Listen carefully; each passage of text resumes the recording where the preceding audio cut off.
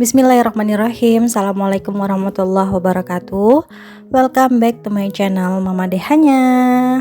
Halo momis, apa kabar?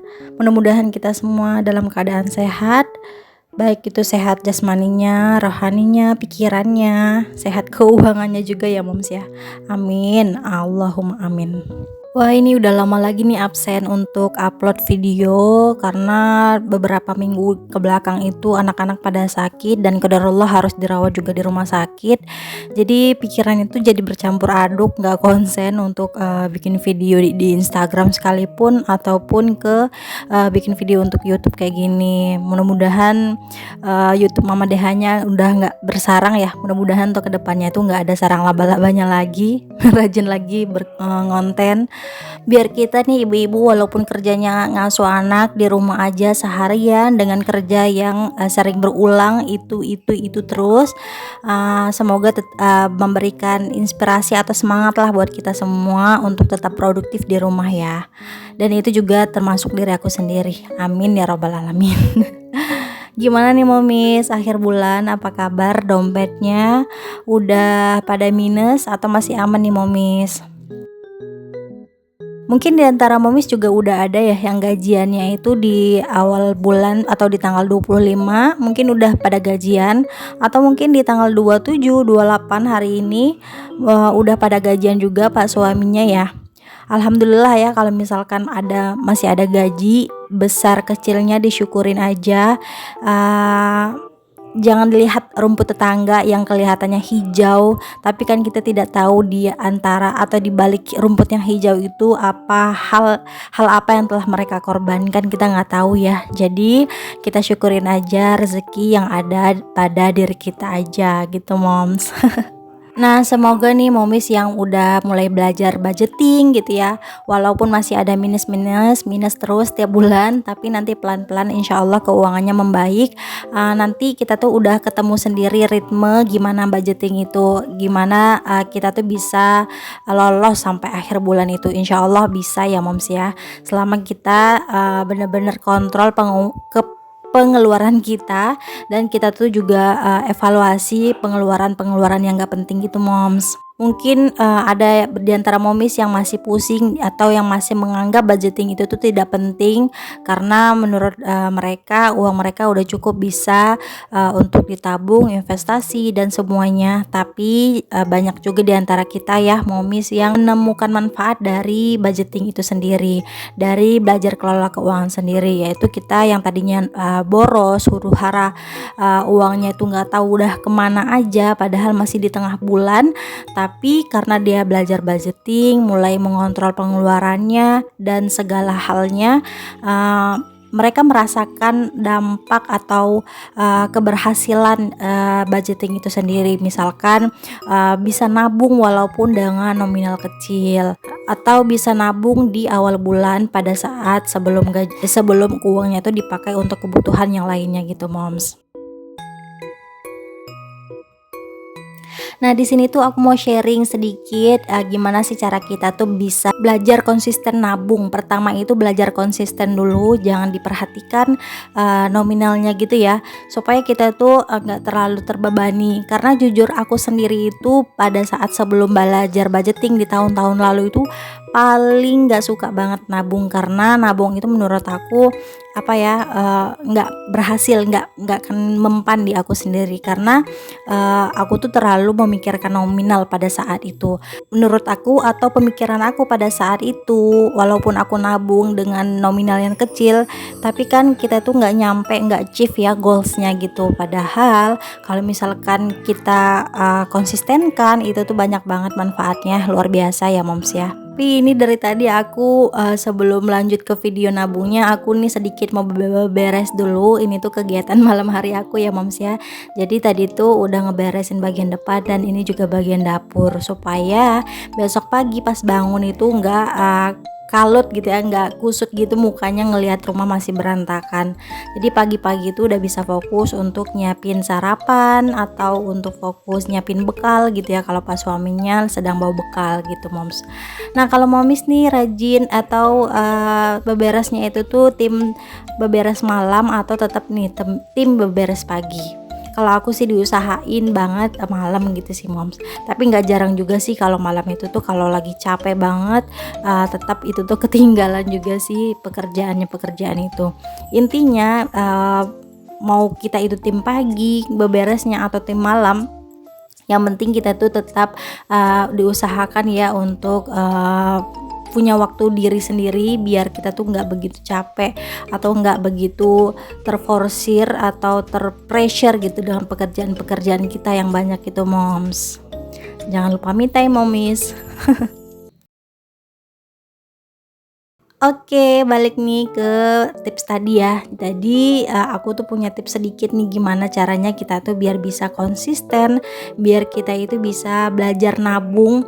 Karena jujur aku itu memang nggak pernah nabung dulu-dulu gitu. Karena menurut aku itu tadi sesuai dengan nominal tuh nggak sesuai gitu ya. Nggak dengan nominal kecil itu nggak akan terkumpul goals yang sudah kita tetapkan itu. Terkadang dengan pemikiran seperti itu tuh kadang-kadang kita tuh juga nggak sadar gitu ya, kita tuh punya goals besar sedangkan pendapatan kita itu masih segitu-segitu aja. Jadi sebenarnya kalau kita punya tabungan atau punya mimpi atau target nabung itu tuh kadang-kadang memang harus tentukan atau dilihat dengan kemampuan finansial kita. Misalkan kita sama-sama punya goals nabung 100 juta dalam setahun dengan orang lain, padahal kondisi keuangan kita dengan orang itu berbeda. Misalkan pendapatan kita setiap bulan itu hanya 3 juta sedangkan orang lain itu 13 juta, pasti jomplang gitu kan, dan itu nggak bisa kita sesuaikan. Jadi intinya kalau kita tuh belajar nabung, kita tuh lihat dulu kemampuan finansial kita, targetnya tuh kita sesuaikan dengan kemampuan finansial kita gitu moms. Dan intinya belajar nabung itu tuh adalah konsisten dan kemauan yang kuat gitu loh. Karena yang menjalankan itu kan hanya kita ya, kita yang tahu kondisi keuangan kita dan kita yang harus jalani sendiri gitu. Nah, pertama tipsnya itu biar kita konsisten nabung itu, pertama nabung dengan di awal gajian gitu ya. Jadi pada saat awal gajian kita tuh langsung sisihkan uang untuk ditabung. Bisa dari 10% gajian atau kita lihat dulu kondisi keuangan kita lihat dulu, kita catat dulu kebutuhannya itu nanti digambarkan gitu ya. Nah, kedua itu kalau misalkan kita belum bisa nabung di awal gajian, bisa kita sisihkan uang itu tuh mulai dari nominal terkecil dulu, entah itu 100.000, entah itu 50.000, dan entah itu di bawahnya ya. Nah, di sini itu aku mau mencontohkan untuk challenge 20.000 maksudnya, karena tren nabung sekarang itu kan unik ya, banyak banget challenge yang udah banyak tersebar di YouTube ataupun di Instagram. Mulai dari nominal yang terkecil itu bisa mengikuti challenge 20.000 atau challenge 10.000. Uangnya dari mana? Uangnya bisa kita ambil dari pendapatan sampingan kita atau dari gajian, itu kita pecah uangnya menjadi pecahan 20.000, 10.000, atau banyak hal lagi ya, misalkan dari sisa-sisa belanja gitu. Kalau misalkan seumpamanya nilai 20.000 itu atau nilai 10.000 itu masih berat buat kita, bisa kok kita mulai dari nilai yang paling rendah juga. Gak harus kita tuh mengikuti tren tabungan yang kita itu gak sanggup menjalankannya. Kalau belum mampu nabung dari nominal 20.000, 10.000, nominal 5.000 rupiah pun juga nggak apa-apa kok. Dan ini juga bisa kita tabung dengan konsisten setiap hari. Apabila misalkan pendapatan kita itu harian ya, kita tuh gajinya setiap hari, sisihkan setiap hari 5.000. Bayangkan kalau misalkan uang 5.000 itu kita kumpulkan dalam 30 hari dan kita konsisten nih dalam selama 1 tahun, itu tuh bisa terkumpul kurang lebih hampir 2 jutaan ya, dengan nominal 5.000 aja. Itu nominal 5.000 aja. Bagaimana kalau misalkan nabungnya tuh dari nominal 10.000, 20.000, 50.000 ke atas, selama kita itu bisa konsisten, intinya ya moms ya. Nah, kalau misalkan nih nggak mampu nih nabung dari nominal 5.000, nggak ada salahnya juga nabung dari nominal yang lebih kecil lagi, yaitu Rp2.000. Nah ini aku seneng banget soalnya nabung Rp2.000 karena dia itu gampang untuk kita peroleh gitu ya. Kebanyakan nih teman-teman yang sudah aku tanya atau polling di Instagram, mereka itu susah banget nabung dari nominal 2000-an ini karena alasannya itu untuk biaya parkir atau jajan anak-anak. Nah kalau aku sendiri ngakalin untuk dua hal itu kan kita sudah punya budgetnya ya. Kalau untuk parkir biasanya tuh aku nyimpan uang receh. Jadi uang receh itu aku gabungin jadiin 2000-an gitu. Jadi itu aku pakai buat parkir biasanya moms. Nah kalau uang 2000-an ini aku peroleh dari hasil sisaan belanja atau budget-budget yang udah ada ketemu nih uang 2000. Jadi setiap ada uang 2000-an itu aku langsung pisahkan ke dalam tabungan. Jadi nggak di dompet lagi ya, nggak di dompet keuangan gitu. Nah ini tuh udah aku kumpulin kemarin itu, tapi belum aku arsir karena memang mau barengan sama yang sekarang ini. Dan ini beneran aku kumpulin itu nyata ya moms ya, bukan hanya untuk sekedar konten. Karena konten ini nih buat aku tuh hanya sekedar penguat atau pengikat aku bener-bener kalau nabung itu sungguh-sungguh gitu ya, bukan tipu-tipuan gitu. Jadi ini tuh bukan dibual-bual atau ditipu-tipu gitu ya moms ya. Jadi intinya gitu deh, pokoknya kita tuh mulai dari nominal yang terkecil dulu. Dan intinya setiap nabung berapapun kuncinya adalah konsisten gitu. Dan itu buat nabung itu tuh sebenarnya gampang ya, kalau kita tuh mulai belajar nabung itu gampang, kita langsung lakukan. Tapi kalau buat konsisten itu jauh lebih susah karena kita harus patuh, harus benar-benar kuatkan niat kita, bukan untuk saat itu aja tapi untuk saat-saat kedepannya. Nah ini dia tabungan 2000-an aku di kotak ini tuh udah alhamdulillah tuh udah terkumpul kurang lebih 500-an ini, cuman aku belum pakai apa-apa, belum dipakein buat apa-apa. Ini sayang banget sebenarnya.